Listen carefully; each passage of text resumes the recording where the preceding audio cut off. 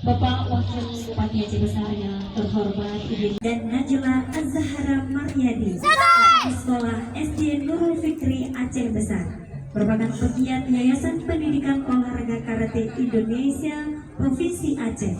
Dan juga kita saksikan kategori yang sedang diatraksikan, kata beregu campuran pemula cadet yang telah berhasil meraih medali emas pada Festival Olahraga Masyarakat Nasional tahun 2025 di Nusa Tenggara Barat.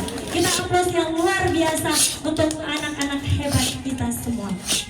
Dan juga Bapak Wakil Bupati, juga kami informasikan bahwa ketiga siswa kita ini juga menjuarai O2 SM tingkat Kabupaten Aceh Besar dan akan siap menuju tingkat Provinsi Aceh tahun 2025.